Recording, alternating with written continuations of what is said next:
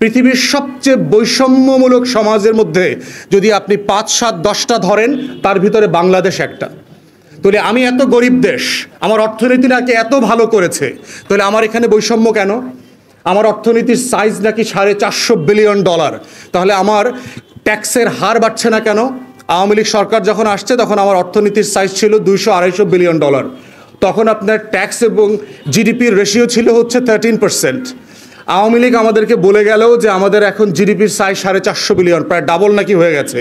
তাহলে আমার ট্যাক্স জিডিপির রেট 13 থেকে এখন 8% চলে আসছে কেন? আমরা তো বড়লোক হইছি। তাহলে বড়লোক হইলে তো আমার ভ্যাটের পরিমাণ তো কমায় যাওয়ার কথা, আমার ভ্যাট পরিমাণ বাড়ছে কেন? বলা হচ্ছে আমার মাথা পিছু আয় নাকি $3000। তাহলে আমার যখন $900 ছিল, যখন $700 ছিল, তখন আমাকে এত টাকা ভ্যাট দিতে হয় নাই। তাহলে আমি বড়লোক হওয়ার পরে কেন এত পরিমাণ ভ্যাট দিচ্ছি? এটাইতেই হচ্ছে আপনার অর্থনীতির শুভঙ্করের ফাঁকি জড়িয়ে আছে। আপনারা দেখেছেন গত সপ্তাহে অন্তর্বর্তীকালীন সরকার প্রায় বিনা নোটিশে অংশীজনদের সাথে পরামর্শ না করে 65টির মতো পণ্যে এবং সেবাতে আপনার ভ্যাট বাড়িয়েছে এবং শুল্ক বাড়িয়ে দিয়েছে।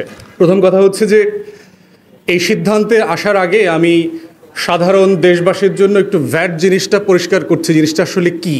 কারণ আমার কাছে মনে হয়েছে যে খুব শিক্ষিত অংশীজন ছাড়া আসলে এই জিনিসটা মানুষের কাছে খুব পরিষ্কার না, যদিও তারা প্রতিদিন এটার জন্য ভোগান্তি শিকার হচ্ছেন। আমরা যারা টং দোকানে চা খাই, আপনি জানেন যে 1 কাপ চা হচ্ছে এখন অ্যাভারেজ 10 টাকা নেয়। এখন যেই চাচা টং দোকানে চাটা বানান, তিনি আসলে কি করেন? তিনি এই 10 টাকা কেন নেন? প্রথম যে কারণে উনি টাকাটা নেন, আপনাকে যা খাওয়ানো হচ্ছে এর অনেকগুলো জিনিস উনি নিজে উৎপাদন করেন না, ওনাকে কিনতে হয়েছে। যেমন ধরেন, ওনাকে ফিল্টারের পানিটা কিনতে হয়, ওনাকে চা পাতাটা কিনতে হয়, ওনাকে দুধটা কিনতে হয়, ওনাকে চিনিটা কিনতে হয়। এই 4টা জিনিস কেনার পরে উনি আবার কষ্ট করে এই 4টা জিনিসের একটা নির্দিষ্ট পরিমাণ একত্রিত করে একটা লাল চা অথবা দুধ চা বানান। তাহলে যেটা হচ্ছে যে কিছু পণ্য কেনার পরে এই যে চা নামক জিনিসটা দিল, এটাকে কিন্তু ওনার কেনা পণ্যের মধ্যে পড়ছে না। এই চাটা কি শুধু চা? এই চাটা কি শুধু দুধ? এই কাপের চাটা কি শুধু চিনি?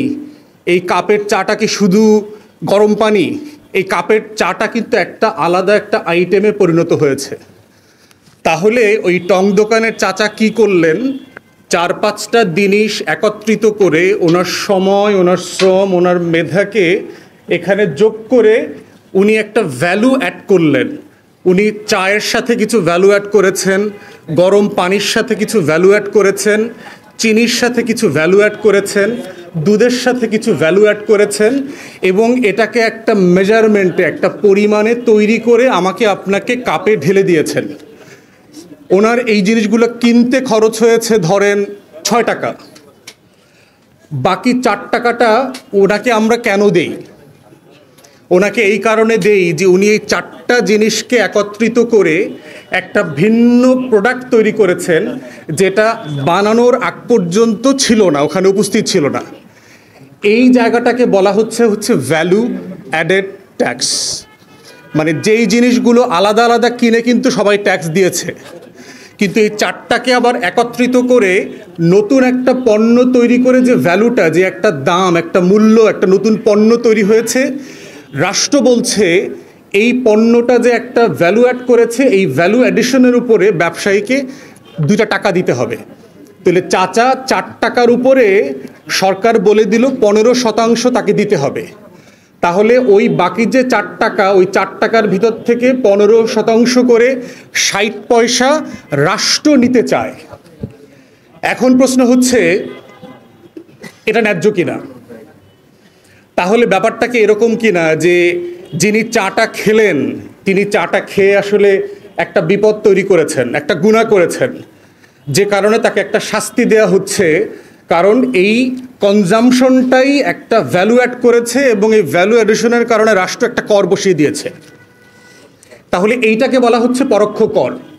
যে সরাসরি কিন্তু রাষ্ট্র বলে নাই যে 1 কাপ চায়ের উপরে 2 টাকা করে শুল্ক দিতে হবে। যদি এটা বলতো তাহলে 2 টাকা শুল্ক হতে হচ্ছে প্রত্যক্ষ কর, কিন্তু সরকার বলছে যে এটাকে ভিএটি আকারে আমি 15% করে নেব।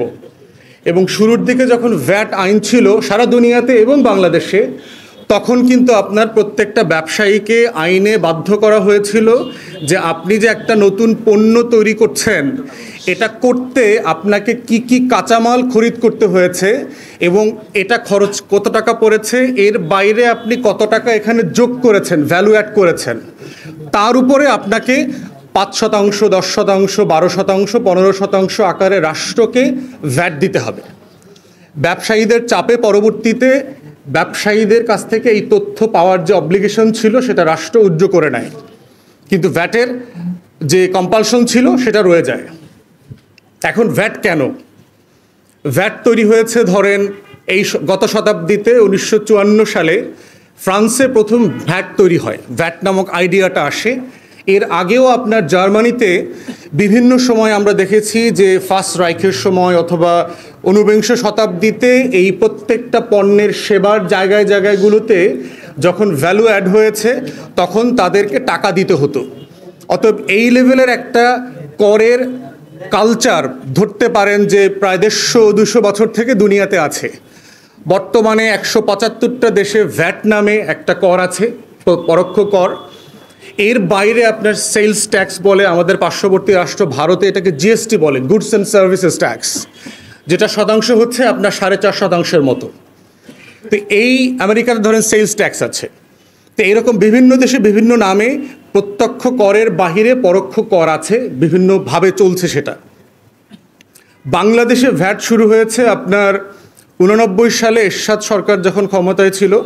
আপনারা যারা হিস্ট্রি পড়েছেন, ওই বছর একটা প্রলয়ঙ্করী ঝড় হয়েছে, বন্যা হয়েছিল 89। মুরব্বীদেরকে জিজ্ঞেস করলে আপনারা জানতে পারবেন। এবং সেই সংকট থেকে উত্তরণের জন্য তখন বাংলাদেশ সরকার বিশ্বব্যাংক এবং IMF-এর সাহায্য চায় যে আমরা এখন এই অর্থনৈতিক সংকট মোকাবেলা করবার জন্য কি করতে পারি। তো 89 সালে আপনার IMF বিশ্বব্যাংকের একটা ডেলিগেশন বাংলাদেশে আসে। তারা এরশাদ সরকারের যারা অর্থমন্ত্রী ছিল, যারা সরকারের সাথে কাজ করতেন, তখন তারা তাকে অ্যাডভাইস করে যে তোমরা ভ্যাটকে ইন্ট্রোডিউস করতে পারো, এটা করলে তোমাদের আয়ের একটা জায়গা তৈরি হবে। এবং সেই ফর্মুলাকে মার্কেট অ্যাসেসমেন্ট, পরামর্শ সব কিছু মিলায়ে এটা বিল আকারে পার্লামেন্টে যেতে যেতে এরশাদ সরকারের পতন হয়। প্রেসিডেন্ট শাহাবুদ্দিন আহমেদ তখন ক্ষমতায় আসেন।